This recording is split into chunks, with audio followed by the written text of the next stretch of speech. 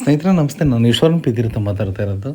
ಸ್ನೇಹಿತರೆ, ನಮಗೆಲ್ಲ ಗೊತ್ತಿರೋ ಹಾಗೆ ದಿನಾಂಕ 27ನೇ ತಾರೀಕು, 28 ಮತ್ತು 30 4 ದಿನಗಳ ಕಾಲ ನಿರಂತರವಾಗಿ ಸಾಣೆಹಳ್ಳಿ ಶ್ರೀಗಳು ಪಂಡಿತಾರಾಧ್ಯರವರು ಸರ್ವೋದಯದವರೆಗೆ ನಮ್ಮ ನಡಿಗೆ ಅಂತೇಳಿ ಒಂದು ಕಾರ್ಯಕ್ರಮ ಮಾಡಿದರು. ಪರಿಸರ, ಕೃಷಿ, ರಾಜಕೀಯ, ಶಿಕ್ಷಣ ಹೀಗೆ ಅನೇಕ ವಿಷಯಗಳನ್ನ ಇಟ್ಕೊಂಡು ಅವ್ರು ಮಾಡಿದರು. ಅದರಲ್ಲಿ ಮಣ್ಣಿನ ಬಗ್ಗೆ, ನಮ್ಮ ದೇಶದ ಮಣ್ಣಿನ ಬಗ್ಗೆ ಹೇಗೆ ಅತ್ಯಾಚಾರ ಮಾಡಿದರು, ಬೆಳೆಗಳ ಬಗ್ಗೆ ಹೇಗೆ ಅತ್ಯಾಚಾರ ಮಾಡಿದರು, ಅಥವಾ ನಾವು ಹೇಗೆ ತಪ್ಪು ಮಾಡ್ತಾ ಹೋಗಿದ್ವಿ ಅದನ್ನು ಹೇಗೆ ಸರಿ ಮಾಡ್ಕೋಬೇಕು ಅಂಥೇಳಿ ನಮ್ಮ ಚಂದ್ರಶೇಖರ್ ನಾರಾಯಣಪುರ ಅವರು ತುಂಬ ಚೆನ್ನಾಗಿ ವಿವರಿಸಿ ಹೇಳಿದರು. ಅದು ಸಣ್ಣದ ಒಂದು ವೀಡಿಯೋ ಮಾಡಿದ್ದೆ 15 ನಿಮಿಷಗಳ ಕಾಲದ್ದು. ಹಾಗಾಗಿ ಅದನ್ನು ಇವತ್ತು ಯೂಟ್ಯೂಬ್ಗೆ ಅಪ್ಲೋಡ್ ಮಾಡ್ತಾಯಿದ್ದೀನಿ. ಅನೇಕ ಪ್ರಮುಖರು ಇದರಲ್ಲಿ ಭಾಗವಹಿಸಿದರು. ಮೈಮಣ್ಣವ್ರು ಇರ್ಬೋದು, ಸಂಜಯ್ ಅಣ್ಣವರು, ನಮ್ಮ ಗಾಯತ್ರಿ ಮೇಡಮ್ ಅವರು, ಬಸಲಿಂಗಪ್ಪ, ಶಿವನಕೆರೆ ಬಸಲಿಂಗಪ್ಪ ಅವರು, ಇವರೆಲ್ಲರೂ ರೂವಾರಿಗಳಾಗಿ ನಡೆಸ್ಕೊಟ್ರು. ತುಂಬ ಖುಷಿ ಆಯಿತು. ನಾವು 4 ದಿನಗಳ ಕಾಲ ಇದರಲ್ಲಿ ಭಾಗವಹಿಸಿದ್ವಿ. ಅದ್ಭುತವಾದ ವಿಚಾರಗಳು ತಿಳ್ಕೊಂಡ್ವಿ. ಹಾಗಾಗಿ ಚಂದ್ರಶೇಖರ್ ಅವರು ಮಾತಾಡಿದ ಒಂದು ವಿಡಿಯೋ ತುಣುಕಿತ್ತಲ್ಲ, ಅದನ್ನು ಅಪ್ಲೋಡ್ ಮಾಡಿದ್ದೀನಿ. Thank you. ಭಾರತ ಕೃಷಿ ಪ್ರಧಾನವಾದಂಥ ದೇಶ. ಈ ಪ್ರಧಾನವಾದಂಥ ದೇಶದ ಮೇಲೆ ವಿದೇಶದ ಹುನ್ನಾರದಿಂದ ನಮ್ಮ ಭಾರತದ ಕೃಷಿ ಇವತ್ತು ಅವನತಿಗೆ ಬರೋದಕ್ಕೆ ಕಾರಣವಾಯಿತು. ಹಿಂದೆ 1888ರಲ್ಲಿ ಸರ್ ವಿಲಿಯಂ ಅಂತೇಳಿ ಒಬ್ಬ ವಿಜ್ಞಾನಿ ಭಾರತಕ್ಕೆ ಬಂದು, ಕೃಷಿ ವಿಜ್ಞಾನಿ ಭಾರತಕ್ಕೆ ಬಂದು, ಭಾರತೀಯ ಕೃಷಿಕರಿಗೆ ಮುಂದುವರೆದಂಥ ದೇಶಗಳು ಏನನ್ನೂ ಕಲಿಸೋದಿಲ್ಲ, ಅವರಿಂದ ನಾವು ಕಲಿಬೇಕಾಗಿದ್ದು ಸಾಕಷ್ಟಿದೆ, ಹಾಗಾಗಿ ಕೃಷಿ ಕ್ಷೇತ್ರಕ್ಕೆ ಏನೋ ಅಭಿವೃದ್ಧಿ ಹೆಸರಿನಲ್ಲಿ ನೀವು ಅವ್ರನ್ನ ಸ್ಥಳಾಂತರ ಮಾಡಬೇಡಿ ಅಂತೇಳಿ ಅವರು ಒಂದು ವರದಿ ಕೊಡ್ತಾರೆ. ಅದಕ್ಕಿಂತ ಹಿಂದೆ ಓವರ್ಡ್ ಅಂತೇಳಿ ಒಬ್ಬ ವಿಜ್ಞಾನಿ ಭಾರತಕ್ಕೆ ಬಂದು ಭಾರತೀಯ ಕೃಷಿಕರು ಮಾಡ್ತಿದ್ದಂತ ಈ ಕೃಷಿ ಕೆಲಸಗಳೇನಿತ್ತು ಅದನ್ನ ಸುಮಾರು 5-6 ವರ್ಷ ಅಧ್ಯಯನ ಮಾಡಿ ಒಂದು ವರದಿ ಕೊಡ್ತಾರೆ. ಭಾರತೀಯ ಕೃಷಿಕರು ಮಾಡುತ್ತಿರುವ ಆ ಕೃಷಿ ಮಣ್ಣಿಗೂ ಮತ್ತು ಕಾಡಿನಲ್ಲಿರುವ ಮಣ್ಣಿಗೂ ಯಾವುದೇ ವ್ಯತ್ಯಾಸ ಇಲ್ಲ. ಜನ ಜಾನುವಾರುಗಳನ್ನ ಆಧಾರವಾಗಿ ಇಟ್ಕೊಂಡು ಮಾಡ್ತಿರುವಂತ ಕೃಷಿ ಈ ಭಾರತದ ಕೃಷಿ. ಇದು ಪರಿಸರಕ್ಕೆ ಉತ್ತಮವಾದಂಥದ್ದು. ಈ ಕಾರಣಕ್ಕಾಗಿ ಇನ್ನು 1000 ವರ್ಷ ಆದರೂ ಈ ಕೃಷಿ ಮಾಡ್ತಾ ಇದ್ರೆ ಈ ಮಣ್ಣು ಯಾವತ್ತೂ ಸಾಯಲ್ಲ ಅಂತ ಸುಸ್ಥಿತಿನಲ್ಲಿದೆ. ಅದನ್ನ ನಾವು ಮುಂದುವರೆದಂತ ದೇಶಗಳು ಅನುಸರಿಸಬೇಕು ಅಂತೇಳಿ ವರದಿ ಕೊಟ್ಟು ಪಾಶ್ಚಾತ್ಯರು ನಮ್ಮನ್ನು ಅನುಸರಿಸೋದಕ್ಕೆ ಪ್ರೇರಣೆ ಕೊಡ್ತಾರೆ. ಇಂಥ ಪ್ರೇರಣೆ ಕೊಟ್ಟಂತ ಈ ದೇಶದ ಕೃಷಿ ಸ್ವತಂತ್ರ ಬಂದ ಮೇಲೆ ವಿದೇಶದ ಹುನ್ನಾರದ ಹಿನ್ನೆಲೆಯಲ್ಲಿ ಕ್ಷೀರ ಕ್ರಾಂತಿ ಮತ್ತು ಹಸಿರು ಕ್ರಾಂತಿನ ಏನು ಭಾರತಕ್ಕೆ ತಂದ್ರು, ಅವತ್ತಿಂದ ಈ ಕೃಷಿ ಪೂರ್ಣ ಪ್ರಮಾಣದ ಅವನತಿಗೆ ಹೋಯಿತು. ಕ್ಷೀರ ಕ್ರಾಂತಿ ಬಂದ ಕೇವಲ 10ರಿಂದ 15 ವರ್ಷದಲ್ಲಿ ಭಾರತದಲ್ಲಿದ್ದಂತಹ ಗೋ ಸಂಪತ್ತು, ನಾಟಿ ಹಸುಗಳು ಅಂತೇಳಿ ನಾವು ಕರಿತೀವಲ್ಲ, ಅದು 12 ಲಕ್ಷ ಗೋತಳಿಗಳು ಭಾರತದಲ್ಲಿದ್ದು. ಇವತ್ತು ಪ್ರಪಂಚದಲ್ಲಿ 2 ಜಾತಿಯ ಹಸುಗಳು, ಒಂದು ಬಾಸ್ ತಾರಸ್, ಒಂದು ಬಾಸ್ ಇಂಡಿಕಾಸ್ ಅಂತೇಳಿ. ಆ ಬಾಸ್ ಇಂಡಿಕಾಸ ಈ ಭಾರತದಲ್ಲಿ ವಾಸ ಮಾಡುವಂತ ತಳಿ. ಇದರ ವಿಶೇಷತೆ ಏನು ಅಂದ್ರೆ, ಮಣ್ಣಿನಲ್ಲಿ, ಸಹಜವಾದಂತ ಮಣ್ಣಿನಲ್ಲಿ ಇರುವಂತಹ ಜೀವಾಣುಗಳು ಆ ದೇಶೀಯ ಹಸುವಿನ ಕರಳಲ್ಲಿ ಅದು ಉತ್ಪತ್ತಿ ಆಗುತ್ತೆ. ಅದು ಉತ್ಪತ್ತಿಯಾಗಿ ಅದು ಕೊಡಂತ ಗೊಬ್ಬರ ಮಣ್ಣನ್ನ ಸುಸ್ಥಿರವಾಗಿಡೋದಕ್ಕೆ ನಿರಂತರವಾಗಿ ಕೆಲಸ ಮಾಡುತ್ತೆ. ಮತ್ತೆ ಅದರ ಹಾಲು ಔಷಧಿ ಗುಣ ಇರುವಂತದ್ದು. ಈ ಕಾರಣದಿಂದ ಒಂದು ವಿದೇಶದ ಹುನ್ನಾರದ ಹಿನ್ನೆಲೆಯಲ್ಲಿ ಈ ದೇಶೀಯ ತಳಿಗಳನ್ನ ನಾಶ ಮಾಡಬೇಕು ಅಂತೇಳಿ ವಿದೇಶಿ ಹಸುಗಳನ್ನ ಭಾರತಕ್ಕೆ ತಂದು HF ಜೆರ್ಸಿ ತಳಿಗಳನ್ನು ತಂದು ನಮ್ಮ ಕೃಷಿನ ಪರಿಪೂರ್ಣವಾಗಿ ಅವನತಿ ದಾರಿಗೆ ಮೊದಲನೇ ಹಂತದಲ್ಲಿ ಕೊಂಡೊಯ್ದರು. ಇನ್ನು 2ನೇ ಹಂತದ್ದು ಹಸಿರು ಕ್ರಾಂತಿ. ಸ್ವಾಮಿನಾಥನ್ ಪಾಶ್ಚಿಮಾತ್ಯ ದೇಶದಲ್ಲಿ ಓದುವಂತ ವ್ಯಕ್ತಿ ಭಾರತದ ಕೃಷಿನ ಪರಿಪೂರ್ಣವಾಗಿ ಅವಲೋಕನ ಮಾಡಿದ್ದೇ ಆಗಿದ್ರೆ ಆತ ಹಸಿರು ಕ್ರಾಂತಿಗೆ ರೆಕಮೆಂಡೇಶನ್ ಮಾಡ್ತಿರ್ಲೇ ಇಲ್ಲ. ಆದ್ರೆ ನಾನು ಕಲಿತದ್ದು ಇಲ್ಲಿ ಪರಿಣಾಮ ಆಗಲಿ ಅಂತ ಹೇಳ್ಬಿಟ್ಟು ವಿದೇಶದ ಹುನ್ನಾರಕ್ಕೆ ಬಲಿಯಾದಂತ ವ್ಯಕ್ತಿ ನಮ್ಮ ಆಡಳಿತ ವ್ಯವಸ್ಥೆಗೆ ಈ ಹಸಿರು ಕ್ರಾಂತಿನ ಜಾರಿಗೆ ತರಬೇಕು ಅಂತ ಹೇಳ್ಬಿಟ್ಟು ಸುಳ್ಳು ವರದಿಗಳನ್ನ ಕೊಟ್ಟು ಅದನ್ನ ಜಾರಿಗೆ ತರೋದಕ್ಕೆ ಅವಕಾಶ ಮಾಡಿಕೊಡ್ತಾರೆ. ನೋಡಿ, ಅದು ಒಂದೇ ಒಂದು ವರದಿ ಭಾರತದಲ್ಲಿದ್ದಂತಹ 4 ಲಕ್ಷ ಭತ್ತದ ತಳಿಗಳು ಕೇವಲ 20 ವರ್ಷದಲ್ಲಿ ನಾಶವಾಗಿ ಹೋಗುತ್ತೆ. ಇಬ್ಬಿನಿನಲ್ಲಿ ಬೆಳೆಯಂತ ಗೋಧಿ ತಳಿ ನಾಶವಾಗಿ ಹೋಗುತ್ತೆ. ನಮ್ಮದು ಹತ್ತಿ, ಬದನೆ ನಮ್ದು, ಅದರ ಬದಲಿಗೆ ಬೀಟಿ, ಬದನೆ, ಬೀಟಿ, ಹತ್ತಿ ನಮ್ಮಲ್ಲಿ ಬರೋದಕ್ಕೆ ಅವಕಾಶ ಆಗುತ್ತೆ.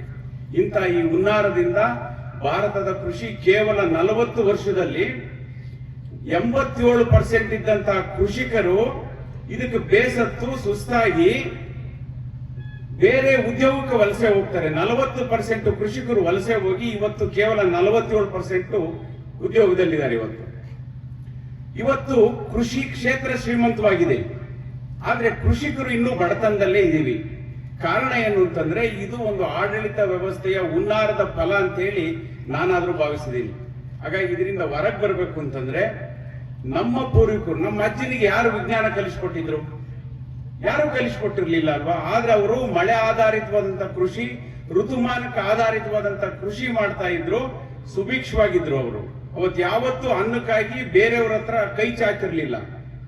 ಲಕ್ಷಾಂತರ ವರ್ಷದಿಂದ ಬೇರೆಯವರಿಗೆ ಅನ್ನ ಕೊಟ್ಟಂತ ಈ ಕೈಗಳು ಇವತ್ತು ಒಂದು ರೇಷನ್ ಅಂಗಡಿ ಮುಂದೆ ಹೋಗಿ ಆ ರೇಷನ್ ಕೊಡಂತ ಅಕ್ಕಿಗಾಗಿ ಕೈ ಚಾಚಿ ನಿಂತು ಕ್ಯೂ ನಿಂತು ತರಂತ ಸ್ಥಿತಿ ಇವತ್ತು ರೈತರಿಗೆ ನಿರ್ಮಾಣ ಆಗಿದೆ ಅಂದ್ರೆ ಇದರಂತ ದುರಂತ ಇನ್ಯಾವುದೂ ಇಲ್ಲ ಈ ಭಾರತದಲ್ಲಿ. ಆ ಕಾರಣಕ್ಕಾಗಿ ಇವತ್ತು ಕೊಟ್ಟಂತ ಕೈಗಳು ಬೇಡದಂಗೆ ಇವತ್ತು ನಾವು ಪೂರ್ಣ ಪ್ರಮಾಣದ ಸ್ವಾವಲಂಬಿಗಳಾಗಿ ಬದುಕಬೇಕು ಅಂತಂದ್ರೆ ನಮ್ಮ ಅಜ್ಜ ಮಾಡ್ತಾ ಇದ್ನಲ್ಲ ಆ ಕೃಷಿಗೆ ನಾವು ಇವತ್ತು ಮರಳಬೇಕಾದಂತ ಅನಿವಾರ್ಯತೆ ಇದೆ.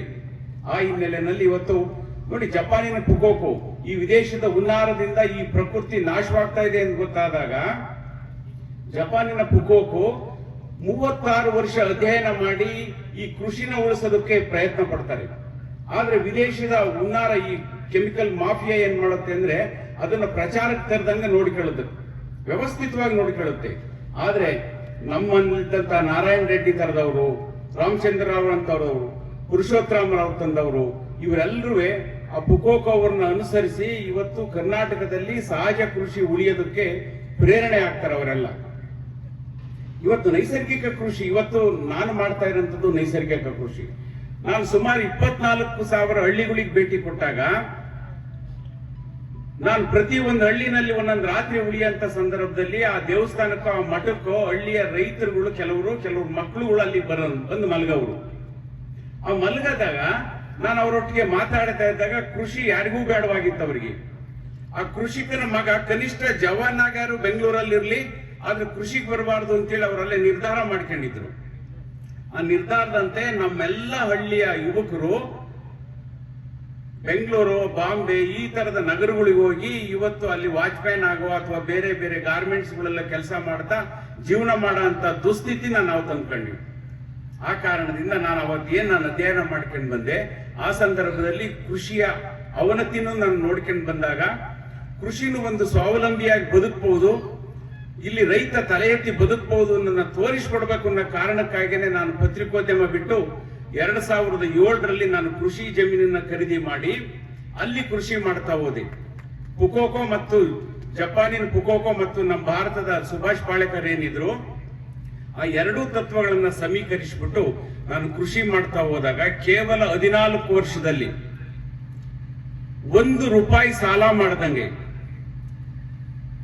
ಬೇರೆಯವರಿಗೆ ಸಾಲ ಕೊಟ್ಟು ಅವರ ಬದುಕೋದಕ್ಕೆ ಪ್ರೇರಣೆ ಕೊಟ್ಟು ಸುಮಾರು ಸಾವಿರಾರು ರೈತರುಗಳಿಗೆ ಇವತ್ತು ನಾನು ಪ್ರೇರಣೆ ಕೊಡ್ತಾ ಇದ್ದೀನಿ ಅಂತಂದ್ರೆ ಅದು ನೈಸರ್ಗಿಕ ಕೃಷಿಯ ತತ್ವದ ಫಲ ಅಂತ ಹೇಳಿ ನಾನು ಹೇಳ್ತಾ ಇದ್ದೀನಿ. ಆ ಕಾರಣಕ್ಕಾಗಿ ಇವತ್ತು ನಮ್ಮ ರೈತ ಸಮುದಾಯ ಸ್ವತಂತ್ರವಾಗಿ ಮತ್ತು ಸ್ವಾವಲಂಬಿಯಾಗಿ ಬದುಕಬೇಕು ಅಂತಂದ್ರೆ ನಾವು ನೈಸರ್ಗಿಕ ಕೃಷಿಗೆ ಹೋಗಲೇಬೇಕಾದಂತ ಅನಿವಾರ್ಯತೆ ಇದೆ. ಇವತ್ತು ಕೆಮಿಕಲ್ ರಾಸಾಯನಿಕ ಕೃಷಿ ಅಂದ್ರೆ ಬಹುತೇಕ ಎಲ್ರಿಗೂ ಪರಿಚಯ ಇದೆ. ಸಾವಯವ ಕೃಷಿ ಅಂತಂದ್ರೆ ಆದ್ರ ಅರ್ಧ ಭಾಗದ ಜನಗಳಿಗೆ ಪರಿಚಯ ಇದೆ. ಆದ್ರೆ ಈ ಎರಡು ಹುನ್ನಾರಗಳು ಏನಿದೆ ಅಂತಂದ್ರೆ ನೋಡಿ, ರಾಸಾಯನಿಕ ಕೃಷಿ ಹುನ್ನಾರದಿಂದ ಕೇವಲ 144 ಉದ್ಯಮಿದಾರರು ರೈತರ ಹೆಸರಿನಲ್ಲಿ ಬದುಕ್ತಾ ಇದ್ದಾರೆ. ಸಾವಯವ ಕೃಷಿ ಹುನ್ನಾರ ಯಾವಾಗ ಬಂತು ಆಗ 364 ಉದ್ಯಮಿಗಳು ರೈತರ ಹೆಸರಿನಲ್ಲಿ ಇವತ್ತು ಬದುಕ್ತಾ ಇದ್ದಾರೆ. ಆದ್ರೆ ಇವತ್ತು ರೈತ ಅವೆಲ್ಲವನ್ನೂ ಬಳಸಿ ಇವತ್ತು ಇನ್ನು ಬ್ಯಾಂಕ್ನಲ್ಲಿ ಸಾಲ ಮಾಡುವಂತ ದುಸ್ಥಿತಿನ ಇವತ್ತು ದೂರವಾಗಿಲ್ಲ. ಆ ಸ್ಥಿತಿಯಿಂದ ನಾವು ದೂರವಾಗಬೇಕು ಅಂತಂದ್ರೆ ನನ್ನ ಕೃಷಿ ಭೂಮಿಗೆ ಬೇಕಾದಂತ ಯಾವುದನ್ನು ನಾನು ಹೊರಗಡೆಯಿಂದ ತರಬಾರದು ಅಂತೇಳಿ ನಿರ್ಧಾರ ಮಾಡ್ಕೋಬೇಕು. ಇವತ್ತು ನನ್ನ ತೋಟಕ್ಕೆ ನನ್ನ ಗೇಟ್ನೊಳಗಡೆಯಿಂದ ಯಾವುದೇ ವಸ್ತು ಹೊರಗಡೆಯಿಂದ ಬರಲ್ಲ, ಎಲ್ಲದನ್ನು ನಾನೇ ಉತ್ಪಾದನೆ ಮಾಡ್ಕೊಂತೀನಿ.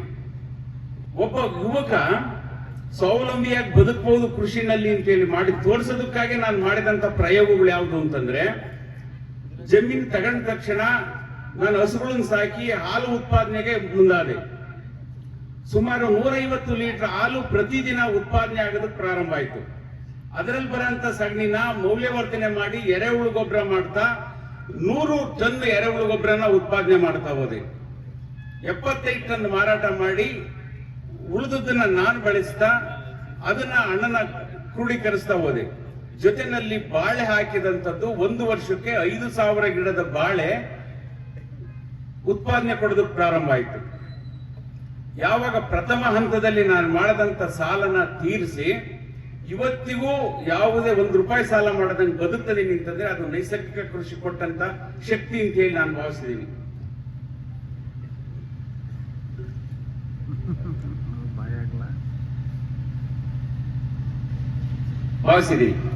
ಈ ಕಾರಣದಿಂದ ಇವತ್ತು ನೈಸರ್ಗಿಕ ಕೃಷಿ ಬಹಳ ಸರಳವಾದದ್ದು, ಮಾಡಲಾರ್ದಂತ ಕಷ್ಟದ ಕೆಲಸ ಏನಲ್ಲ. ಪ್ರತಿಯೊಬ್ಬ ರೈತ ಇವತ್ತು ಹಳ್ಳಿನಲ್ಲೂ ಮಾಡಬಹುದಾದಂತ ಒಂದು ಸಣ್ಣ ಕ್ರಿಯೆ ಅದು. ಒಂದು ದೇಶೀಯ ಹಸು, ಒಂದು ನಾಟಿ ಹಸು ಅಂತ ಹೇಳಿ ನಾವೇನ್ ಕರಿತೀವಿ, ಆ ನಾಟಿ ಹಸುವಿನ ಸಗಣಿ ಅದನ್ನ ಸುಭಾಷ್ ಪಾಳೇಕರ್ ಅಧ್ಯಯನ ಮಾಡಿ ಅದನ್ನ ತಂದಿರೋಂಥದ್ದು. ಅವರು ಒಂದು ಬುಡಕಟ್ಟು ಜನಾಂಗ ಕೃಷಿ ಮಾಡಂತ ಜಾಗದಲ್ಲಿ ಅಧ್ಯಯನ ಮಾಡಂತ ಸಂದರ್ಭದಲ್ಲಿ ಆ ಬುಡಕಟ್ಟು ಜನಾಂಗ ಶಿವರಾತ್ರಿ ಆದ ಹುಣ್ಣಿಮೆ ದಿನ ಒಂದು ದೇಶೀಯ ಹಸು ಕೊಡುವಂತ 2 kg ಸಗಣಿ, 2 ಲೀಟರ್ ಗಂಜಲನ 10 ಲೀಟರ್ ನೀರಿಗೆ ಮಿಕ್ಸ್ ಮಾಡಿ ಒಂದು ಮಡಿಕೆಗೆ ಹಾಕಿ 1 ಎಕರೆಗೆ ಒಂದೊಂದು ಮಡಿಕೆನ 2 ಅಡಿ ಆಳ ಕೂತಾಕವ್ರಂತೆ. ಯುಗಾದಿ ಆದ್ಮೇಲೆ ಒಂದು ಹೊಸ ಮಳೆ ಬಂದ್ಮೇಲೆ ಆ ಮಡಿಕೆನಲ್ಲಿದ್ದಂತ ದ್ರವನ ತೆಗೆದ್ಬಿಟ್ಟು 200 ಲೀಟರ್ ನೀರಿಗೆ ಮಿಕ್ಸ್ ಮಾಡಿ ಅದನ್ನು 1 ಎಕರೆಗೆ ಚೆಲ್ಲಿ ಉಳುಮೆ ಮಾಡ್ತಾ ಹೋದ್ರಂತೆ. ಆಗ ಆ ಮಡಿಕೆಯಲ್ಲಿ ಏನಿದೆ ಅಂತ ಹೇಳಿ ಸುಭಾಷ್ ಪಾಳೇಕರ್ ಅಧ್ಯಯನ ಮಾಡಿದಾಗ ಕಾಡಿನ ಮಣ್ಣಲ್ಲಿ ಏನಿತ್ತು ಜೀವಾಣುಗಳು, ಆ ಜೀವಾಣುಗಳು ಆ ಮಡಿಕೆನಲ್ಲಿದೆ ಅಂತ ಗೊತ್ತಾಯ್ತು. ಆಗ ಅವರು ಅದರ ಮೂಲ ಹುಡುಕಿದಾಗ ಅದು ಒಂದು ದೇಶೀಯ ಹಸುವಿನ ಸಗಣಿನಲ್ಲಿದೆ ಅಂತ ಗೊತ್ತಾಯ್ತು. ಆಗ ಅವರು ದೇಶೀಯ ಹಸುಗಳು, HF, ಜೆರ್ಸಿ, ಕುದುರೆ, ಕತ್ತೆ, ಮೇಕೆಯ ಎಲ್ಲ ಮಲದ ಮೇಲೆ, ಎಲ್ಲ ಪ್ರಾಣಿಗಳ ಮಲದ ಮೇಲೆ ಅಧ್ಯಯನ ಮಾಡಿದಾಗ ಈ ದೇಶೀಯ ಹಸು ಕೊಡಂತ ಸಗಣಿನಲ್ಲಿ ಮಾತ್ರ ಈ ಜೀವಾಣುಗಳು ವೃದ್ಧಿ ಆಗ್ತಾ ಇದೆ ಅಂತ ಗೊತ್ತಾದ ಮೇಲೆ ಇದನ್ನ ವೃದ್ಧಿ ಮಾಡಿ ಅದನ್ನ ಜೀವಾಮೃತ ಮಾಡಿ ಅದನ್ನ ಮತ್ತೆ ನಂತರ ಭೂಮಿಗೆ ಹಾಕಿದ ಮೇಲೆ ಆ ಭೂಮಿನಲ್ಲಿ ಅವೆಲ್ಲವೂ ಮತ್ತೆ ದ್ವಿಗುಣಗೊಳ್ಳುತ್ತಾ ಭೂಮಿನ ಫಲವತ್ತತೆ ಮಾಡಂತ ಕೆಲಸಕ್ಕೆ ಮುಂದಾಗ್ತವೆ ಅಂತ ಹೇಳಿ ಗೊತ್ತಾಯ್ತು. ನೋಡಿ, ಒಂದು ಮಣ್ಣು ಇವತ್ತು ಜೀವಂತವಾದಂತ ಮಣ್ಣಲ್ಲಿ 1 ಅಡಿ ಪ್ರದೇಶದಲ್ಲಿ ಸುಮಾರು 800 ಕೋಟಿ ಮೈಕ್ರೋಬ್ಸ್ಗಳು ಇರಬೇಕಿತ್ತು, ಸೂಕ್ಷ್ಮಾಣು ಜೀವಿಗಳು ಇರಬೇಕಿತ್ತು. ಇವತ್ತು ಕೆಮಿಕಲ್ ನಾವು ಬಳಸ್ತಾ, ಕಳೆನಾಶಕ ಬಳಸ್ತಾ ಅಷ್ಟು ಜೀವಾಣುಗಳನ್ನ ನಾಶ ಮಾಡಿದೀವಿ. ಅದ್ರ ಜೊತೆನಲ್ಲಿ ಅನೇಕ ಮಣ್ಣು ಜೀವಿಗಳು, ಎರೆಹುಳುವಿನಂತ ನಮ್ಮ ಸ್ನೇಹಜೀವಿ, ಕುಂಬಾರುಳ, ಓಡುಳ, ಇಲಿ, ಕಪ್ಪೆ, ಜೇಡ, ಈ ತರದ ಅನೇಕ ಕೀಟಗಳನ್ನ ಇವತ್ತು ನಾಶ ಮಾಡ್ಕೊಂಡಿದೀವಿ. ಇದರ ಫಲ ಏನಾಯ್ತು ಅಂತಂದ್ರೆ ಇವತ್ತು ಕೃಷಿ ಮಣ್ಣು ಸಾಯ್ತಾ ಹೋಯ್ತು ಈ ಕಾರಣದಿಂದ. ಯಾಕೆಂದ್ರೆ ಮಣ್ಣಲ್ಲಿ ವಾಸ ಮಾಡಂತ ಈ ಮಣ್ಣು ಜೀವಿಗಳು ಬಿಡಂತ ಮಲಮೂತ್ರ ಇರಬಹುದು, ಬೆವರು ಇರಬಹುದು, ಇದರಿಂದ ರಾಸಾಯನಿಕ ಕ್ರಿಯೆ ಉತ್ಪತ್ತಿಯಾಗಿ ಫ್ಲೋರಿಕ್ ಆಕ್ಸಿಡ್ ಉತ್ಪತ್ತಿಯಾಗಿ ಆ ಫ್ಲೋರಿಕ್ ಆಕ್ಸಿಡ್ ಮಣ್ಣಲ್ಲಿರೋಂತ ಕಲ್ಲಿನ ಕಣಗಳನ್ನು ಕರಗಿಸ್ತಾ ನಮಗೆ ರಾಕ್ ಫಾಸ್ಫೇಟ್ ನ ಸಪ್ಲೈ ಮಾಡ್ತಾ ಇತ್ತು. ಆ ರಾಕ್ ಫಾಸ್ಫೇಟ್ ಜೊತೆನಲ್ಲಿ ಅನೇಕ ಔಷಧಿ ಗುಣಗಳನ್ನ ಮತ್ತು ಪೋಷಕಾಂಶಗಳನ್ನ ಅದು ಕೊಡ್ತಾ ಇತ್ತು. ಆದ್ರೆ ಯಾವಾಗ ಈ ಜೀವಾಣುಗಳು, ಈ ಮಣ್ಣು ಜೀವಿಗಳೆಲ್ಲ ಸತ್ತೋದಾಗ ಈ ಮಣ್ಣಿನಲ್ಲಿ ಈ ಕ್ರಿಯೆಗಳೇ ನಿಂತೋದ ಕಾರಣದಿಂದ ಮಣ್ಣು ಪರಿಪೂರ್ಣವಾಗಿ ಸತ್ತೋಗಿ ಮಣ್ಣಿನಲ್ಲಿ ಏನನ್ನೂ ಬೆಳಿಲಾರದಂತ ಸ್ಥಿತಿ ಬಂತು. ಆ ಕಾರಣಕ್ಕಾಗಿ ನಾವು ಮೇಲಿಂದ ಸುರಿಯೋದಕ್ಕೆ ಪ್ರಾರಂಭ ಮಾಡಿದ್ವು. ರಾಸಾಯನಿಕ ಗೊಬ್ಬರಗಳು ಮತ್ತು ಸಾವಯವ ಗೊಬ್ಬರಗಳನ್ನು ಸುರಿತಾ ಹೋದ್ವು. ಅದಕ್ಕೆ ಶೈಲೇಂದ್ರ ಜೋಶ್ ಅಂತ ಹೇಳಿ ಒಬ್ಬ ವಿಜ್ಞಾನಿ ಹೇಳ್ತಾನೆ, ಕೆಮಿಕಲ್ ಕೃಷಿನಲ್ಲಿ ಕೇವಲ 5 ರಿಂದ 9 ಪೋಷಕಾಂಶಗಳನ್ನು ಮಾತ್ರ ಕೊಡಬಹುದು.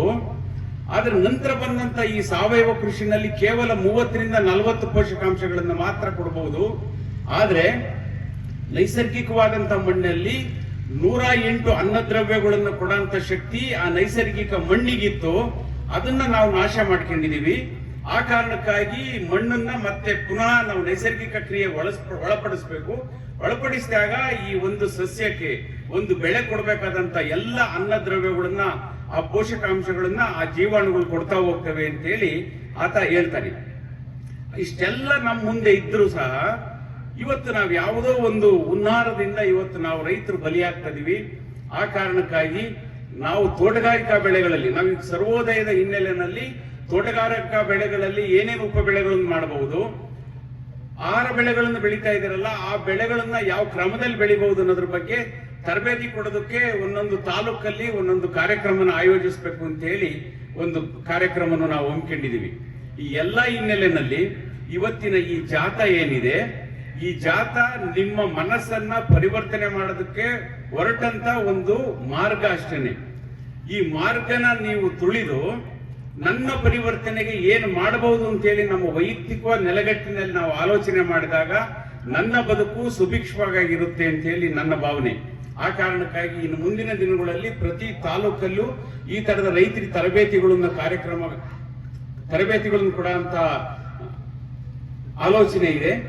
ಈ ಆಲೋಚನೆಗೆ ನೀವೆಲ್ಲರೂ ಸ್ಪಂದಿಸ್ತಾ ನಿಮ್ಮ ಬದುಕನ್ನು ನೀವು ಸುಸ್ಥಿರಗೊಳಿಸಿಕೊಳ್ಳಿ ಅಂತ ಹೇಳಿ ಹೇಳ್ತಾ ನನ್ನ ಮಾತನ್ನು ಮುಗಿಸ್ತಾ ಇದ್ದೀನಿ. ಎಲ್ರಿಗೂ ನಮಸ್ಕಾರ.